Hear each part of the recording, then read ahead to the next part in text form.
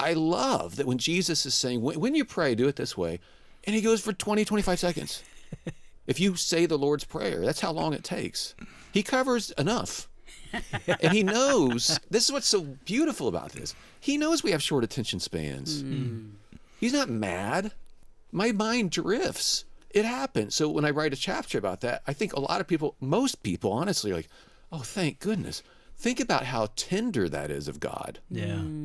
To recognize our attention. Because we feel like we're not as spiritual as that person up front. Because you hear people, I get up at 5 and I pray for 3 hours, and then I'm like, well, that's awesome. Yeah, it is. I'm not there yet. Yeah. I might never be there. I had somebody point out that what you do when your mind drifts, let's say you go for a walk in the morning, that's what I do, and that's my prayer thing. And again, I struggle to pray.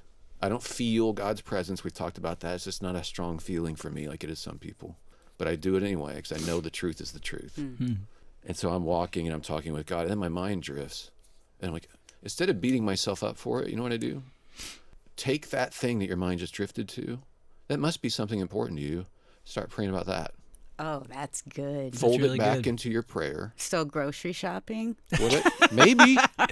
You're grocery Maybe. shopping to take care of your family. Yeah, or you can say, hey, God, help me get the stuff done today I need to get done. That's I was just thinking good. about grocery shopping. Yeah. And, like, I got this list of stuff, and just give me the resources I need for today.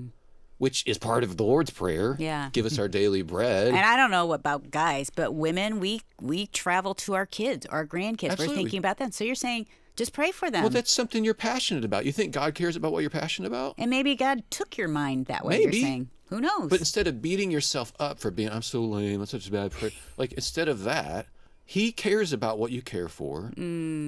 And that's why you can do this. Some people are so relieved. How many people say, I sit and pray and then my mind wanders? Yeah, and think I'm not a very spiritual person. Yes, you are, but just go ahead and fold that back in because God cares about this That's stuff. good. In fact, he says you can cast your cares on him because he cares for you. Whatever you're anxious for. In 1 Peter, it's what it says. People think I must be the worst Christian, I don't pray very well, or I don't feel it. Like, you do it anyway.